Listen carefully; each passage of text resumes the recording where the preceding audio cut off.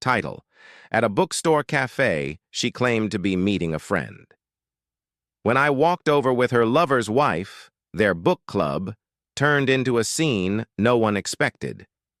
When Emily kissed me goodbye that evening, her smile seemed genuine, but her eyes carried a flicker of something else, something she tried to mask. "I'm just meeting a friend to discuss the latest book," she said casually, grabbing her purse and heading out the door of our charming brownstone in Brooklyn, New York. At first it sounded harmless, like any other Thursday night, but I couldn't ignore the unease that had been building for weeks. Emily had been distant lately, always preoccupied, her phone glued to her hand and perpetually face down on the counter. Her once regular chatter about work had dwindled into vague responses, and her laughter, which used to light up the room, felt forced, almost rehearsed. That night, I couldn't shake the nagging feeling that there was more to her book club than she was letting on. It wasn't just the way she avoided eye contact when I asked simple questions, or how she rushed to silence her phone whenever a notification came in. There was something about the faint perfume she wore, a fragrance she hadn't used before, and the extra time she spent getting ready for these so-called meetings.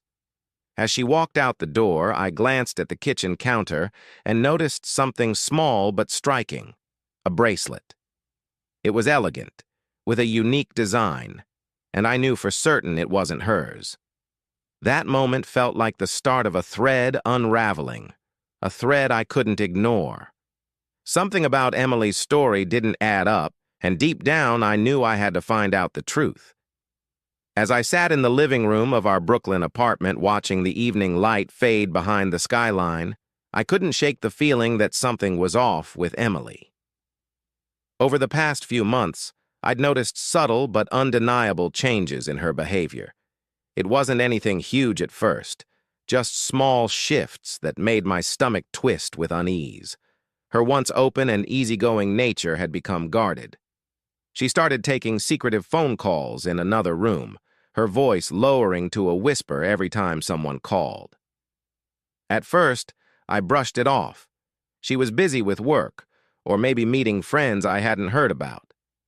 But then came the unexplained absences. More often than not, she'd leave the apartment at odd hours for these vague meetings or events that I couldn't fully trace. She'd return hours later, acting like everything was fine, but there was always something about her that seemed distant, almost unreachable. It was as if she was physically there, but emotionally she was miles away. I wanted to believe it was just stress from work or life in general, but deep down, something told me this wasn't just stress. This was different. One evening, as she was getting ready to leave again, she casually mentioned a book club meeting, a typical harmless excuse, one that should have made me think nothing of it. But I felt the sudden weight of her words. Her tone was too rehearsed, and the way she said it, almost like a script she'd memorized, sent a cold chill down my spine. I tried to dismiss it, but as she reached for her bag, I saw something that made my heart race. Her phone buzzed with a message, but before I could even catch a glimpse of the screen, she quickly swiped it away and tucked the phone into her purse. The speed with which she did it, the urgency in her actions, was enough to stop me in my tracks. In that moment, I realized that this wasn't just a simple book club meeting. Something else was going on, something she didn't want me to know. I tried to tell myself I was overreacting, but the knot in my stomach was too tight to ignore. It was as if all the pieces were starting to fall into place, and I couldn't ignore the growing fear that I was losing her, and maybe losing her to someone else. The unease that had been building within me for weeks finally erupted when I made a discovery that I couldn't ignore. It happened on a random Tuesday morning when I was cleaning up the kitchen. As I was wiping down the counter, my eyes caught something gleaming underneath the sink. My wife's bracelet. It was a delicate piece, silver with a small, ornate charm hanging from it. At first I didn't think much of it, assuming it was just misplaced. But as I picked it up, a sinking feeling settled in my stomach. This wasn't a bracelet she normally wore. I had never seen it before, and it didn't match any of the pieces she'd had in the years we'd been together. I could feel the weight of it in my hands. Something was off. I tried to dismiss it, convincing myself that I was just being paranoid. Maybe it was just a gift from a friend, or a recent purchase she hadn't mentioned. But deep down, the feeling of unease only deepened, nagging at the back of my mind like an unanswered question. Later that day, as I scrolled through my social media feed absent-mindedly, my eyes froze on a photo that hit me like a freight train. It was a picture of a dinner party, one I hadn't been invited to. In the shot, a woman I recognized, a familiar face from our neighborhood, was wearing the same bracelet, the one that had been sitting on my kitchen counter earlier that morning. My heart skipped a beat. She was married to Greg, a man I'd always felt uncomfortable around. There was something about him I couldn't put my finger on, an air of secrecy that made me question his intentions whenever he was near Emily. The realization hit me like a wave. The bracelet belonged to Greg's wife, and somehow it had ended up in my house. This wasn't a coincidence. It was the beginning of something far darker than I had imagined. My mind raced with questions. How had the bracelet gotten here? Was Emily involved with Greg, or was there another layer to this betrayal? I needed answers, and I knew the only way to get them was to confront the woman in the photo, and ultimately, confront my wife. This was the moment I couldn't ignore, the moment I decided to take action. The plan was simple. I would find out the truth, no matter how much it hurt. The discovery of the bracelet was like a key turning in the lock of a mystery I had been too afraid to face. The pieces of the puzzle were finally falling into place, but I knew I needed more information. The woman in the photo, Greg's wife, was the only link I had to understanding how my wife's secret life was unfolding. I couldn't ignore the gnawing sense that something far worse than an innocent book club was happening behind my back. My heart raced as I dialed the number I had carefully copied from the social media post. When the phone rang, each second felt like an eternity. What was I about to uncover? When the voice on the other end of the line finally answered, I hesitated for just a moment before speaking. "Hi, I'm not sure if this is going to make sense, but I think I've seen you in a recent photo." I briefly explained how I had come across the picture of her wearing the bracelet in question and mentioned my concerns about the strange behavior I'd noticed in my wife. To my surprise, she didn't dismiss me outright or hang up. Instead, she listened in silence before confessing something that sent my heart into my throat. "I've been suspicious of Greg for a while now," she said, her voice tinged with pain. "He keeps disappearing for work dinners, but it doesn't add up. He's always evasive about the details. And then, when I saw him texting Emily recently, I couldn't shake the feeling that something was going on." Her admission was a shock, but in a strange way, it was also a relief. I wasn't alone in my doubts. She had been sensing the same betrayals, the same lies that had been eating away at me. Our suspicions were united, and for the first time, I felt like I had someone who understood the depths of what I was going through. We both needed answers, but neither of us was ready to confront our spouses alone. Together, we made a pact. We would meet in person, and once united in our shared betrayal, we would follow our spouses to the next book club gathering. It wasn't just about confronting them. It was about exposing the truth, whatever it might be, and holding them accountable for the lies they'd both told. As the day of our meeting grew closer, I felt a mix of dread and anticipation. I didn't know how I would react once I saw Emily with Greg, but I knew this was the only way forward. The stakes were higher now, and there was no turning back. The day of the confrontation arrived faster than I expected. The nerves in my stomach twisted into knots as I met the woman who had become an unexpected ally in this twisted mess. Together, we walked toward the Bookstore Cafe, a cozy, rustic spot in downtown Brooklyn that we both knew well. It was the kind of place you could lose yourself in. Books lining the shelves, the aroma of freshly brewed coffee in the air, and the soft murmur of conversation around you. At first, as we entered the cafe, everything seemed ordinary. The hustle and bustle of the evening crowd made it feel like just another evening, another group of people lost in their own worlds. But then we spotted them. Emily and Greg seated in the back corner, too close for comfort. I froze for a moment as I watched them. Emily was laughing, genuinely it seemed, her head thrown back in amusement as Greg leaned in closer than any casual conversation would warrant. There was something in the way they interacted that sent a chill down my spine. The laughter, the closeness, the way her eyes sparkled as she looked at him. All of it screamed intimacy, something far beyond what she had ever shared with me. My mind raced as the truth hit me like a tidal wave. This wasn't just a book club meeting. It was something far worse, a betrayal I had never imagined in my worst nightmares.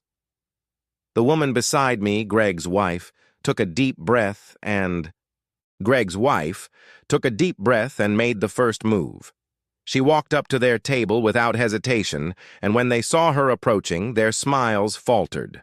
Greg's eyes widened in shock, his hand freezing mid-air as though he were caught red-handed.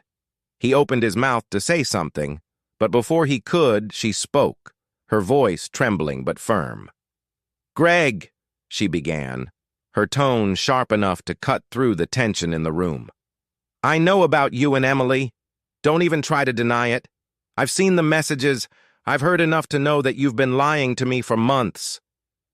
The cafe seemed to fall silent. The murmur of voices around us suddenly hushed, as all eyes turned to the scene unfolding at the table. Greg's face drained of color, his lips parted in disbelief. But before he could respond, I stepped forward, my eyes locking with Emily's. The shock on her face was immediate, but there was no time to waste. I couldn't hold back anymore. The betrayal was too raw, too devastating to ignore. "Emily," I said, my voice steady but filled with the pain of 1,000 questions. "I know everything. The book club, the late nights, the secretive messages. You've been lying to me. How long were you going to keep this up?" For a moment, she just stared at me, her lips pressed together as if trying to find the right words to justify her actions. The silence between us felt suffocating. The weight of the lies, the deceit, was hanging in the air, and there was no escaping it.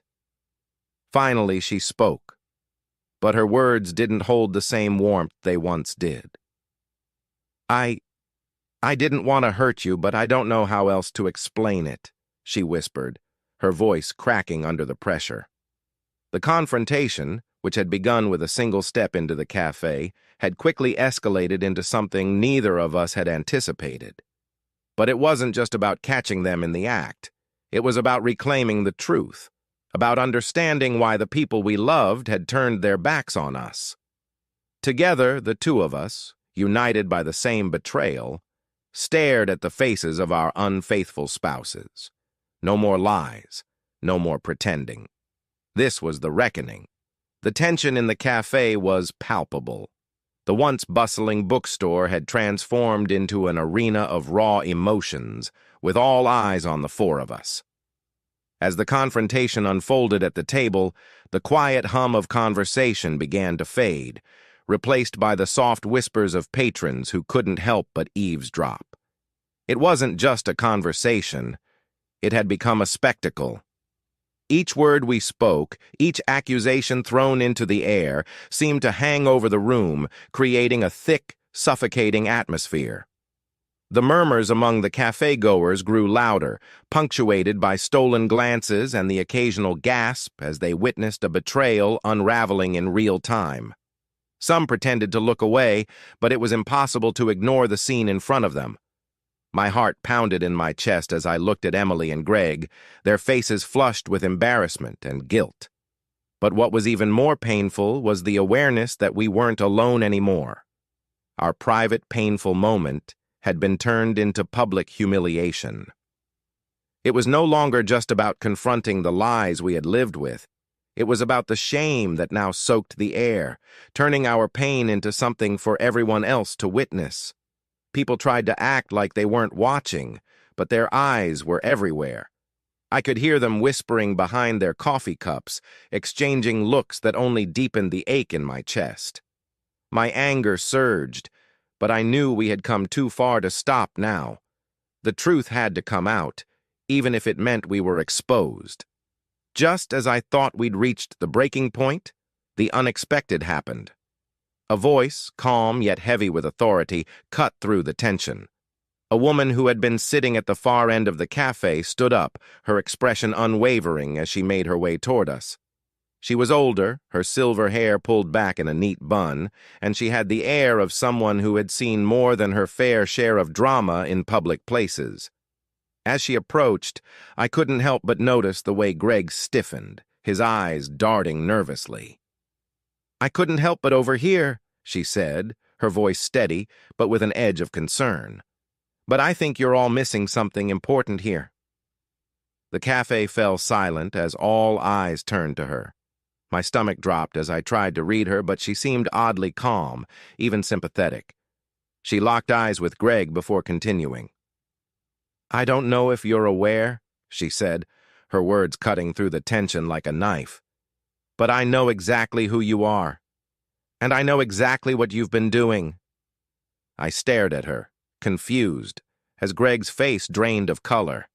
This wasn't just another concerned patron stepping in. This was someone who knew Greg and, more importantly, knew something I didn't. "What are you talking about?" Greg muttered, his voice barely audible, but his unease was palpable. The woman didn't hesitate. She looked at Greg, then at Emily and me, her gaze full of compassion as she spoke the words that shattered what little was left of my world. "You see, I've been following this little soap opera for months now. Greg isn't just having an affair with your wife. He's been doing this for a long time. And worse, there's someone else involved in this mess. Someone you don't know about yet." The revelation hit me like a punch to the gut. I turned to Emily, my eyes searching hers for any explanation, but she could only stand there, stunned, as the full weight of the situation began to sink in. The cafe-goers around us shifted uncomfortably, unsure of what would come next. The woman continued, her voice steady as she dropped the final bombshell. "There's another woman involved, a third party, someone even more dangerous to your lives than you think. Greg has been playing both sides, and I'm afraid it's about to get a whole lot messier." Her words hung in the air, each syllable adding another layer to the web of lies that had been spun around us. I felt my legs buckle as the truth kept spinning out of control. Not only had my wife betrayed me, but Greg had dragged even more people into this nightmare. The cafe, once a place of warmth and comfort, now felt like the epicenter of a catastrophe I couldn't escape from. The cafe, which had once been a quiet haven for book lovers, now felt like a war zone. The heavy silence that followed the shocking revelation of Greg's double life hung in the air, suffocating and unbearable. In the aftermath of the public drama, the couples were left standing, stunned and shaken. Emily and Greg, their faces pale and their eyes filled with disbelief, had no words to defend themselves. The evidence was irrefutable. There was no way to cover up the lies any longer. The truth had been laid bare in front of strangers, in a place that once felt safe and familiar. Both of them tried to speak, their voices wavering with embarrassment and guilt, but no one was listening. The damage was done. Their attempts to justify their actions fell flat, their words lost in the whirl of emotions that had erupted in the cafe. With their heads low, they left separately, unable to face the people they had betrayed. As they disappeared through the cafe doors, their reputations in tatters, the weight of the moment lingered. For me, the flood of emotions was overwhelming: anger, sorrow, and a deep sense of loss. But as I watched them walk away, I realized something profound. There was no going back from this. The lies had torn everything apart, and now we were all left to pick up the pieces. The scene had quieted down, the whispers of the cafe patrons slowly dying down as they returned to their own lives. Yet in the stillness of the cafe, I couldn't shake the feeling that everything had changed. With the lovers gone, I turned to the one person who had, in some strange way, become my ally in this war, Greg's wife. She was standing beside me, her face pale, her eyes red from the tears she had tried to hide. But there was something in her gaze that mirrored my own pain, an understanding, a shared grief that only those who have been betrayed can truly comprehend.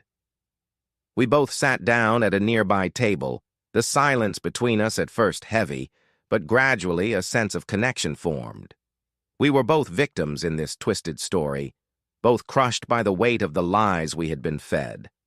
I could feel the tremor in her voice as she spoke, her words full of sorrow, but also an unexpected strength. "I never saw it coming," she said quietly, staring down at her hands. "I thought I knew him, Greg, thought we were happy. But I guess I was living in a fantasy." She let out a shaky breath, wiping away a tear that had escaped.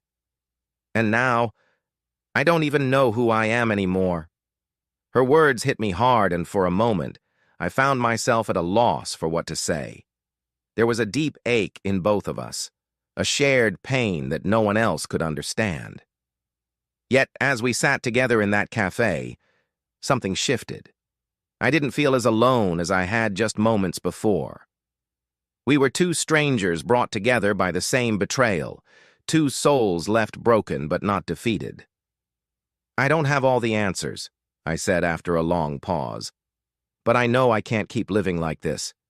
I have to move forward, find some kind of peace, even if it's just one step at a time." I looked at her, my eyes meeting hers with a quiet resolve. "I can't let the lies define." She nodded, her eyes filled with both sadness and something else. Hope, perhaps. "I think I need to do the same," she said softly. "I don't know where to start, but I can't let this destroy me. I've lost so much already, but I have to rebuild." There, in the quiet aftermath of the confrontation, the two of us found a strange comfort in each other's company. Neither of us knew what the future held, but in that moment, we both understood something crucial. We had the power to move forward, to reclaim our lives, and find strength in our independence. As the cafe's front door closed softly behind us, I couldn't help but feel a strange sense of finality. The scene in the bookstore cafe had been chaotic, raw, and painful, but it had also brought a sense of clarity I had never expected. The weight of the confrontation was still heavy on my chest, and the silence between the lover's wife and me was not one of comfort, but of shared understanding. Yet as I stepped into the cool evening air, the burden of the lies and betrayal that had haunted me for so long seemed a little lighter. There was no happy ending, no neatly tied-up resolution that could erase the pain. My marriage was over, the foundation shattered beyond repair, and I was left with the ruins of a life I had once known. But as I walked away from the cafe, I found myself reflecting on something new, something unexpected. For the first time in a long while, I felt free. I wasn't tied to the lies anymore. I wasn't shackled by the false promises and secrets that had haunted our home. The clarity that had come with the truth wasn't a relief from the pain, but it gave me something far more powerful, a sense of direction. I didn't need to look back anymore. The life I had built, the marriage I had once held so tightly to, no longer defined me. I had a new understanding of what I deserved: honesty, respect, and a relationship built on trust. I had learned, through the wreckage, that I deserved better than the deception I had been living in. There was no fanfare, no dramatic conclusion, but walking away from that cafe felt like the first step toward healing. I could hear the hum of the city around me, a reminder that life would go on. But now, I was no longer tethered to the past. I was moving forward, and for the first time, I knew where I was going. As the night sky grew darker and the city lights flickered on, I thought back to the words I had spoken earlier in the cafe. I can't let the lies define me anymore. I had meant them then, but now I understood them fully. The truth had unraveled in the most unexpected way, and while it wasn't the ending I had wanted, it was the one I needed. It wasn't a perfect resolution. There was no reconciling with Emily, no rebuilding of what had been lost. But in a strange, twisted way, it was a release. I was no longer holding on to a broken promise. The page had finally turned. I walked into the night, the echo of my steps against the pavement, a reminder that the story was over. It was time to begin a new chapter, one where I could rewrite my own future, unburdened by the shadows of the past. And while the pain of betrayal still lingered, it no longer had the power to control me. I had faced the truth, and in doing so, I had freed myself from the chains of my old life. Thank you for being a part of this story with me. If it moved, you please give the video a thumbs up and consider subscribing to Narrative Stories. I've noticed many of you who enjoy these stories aren't subscribed yet by subscribing. You're not just following channel. You're becoming part of a community that values deep, meaningful storytelling. Let's continue exploring these heartfelt journeys together. Don't forget to click the notification bell so you won't miss our next story.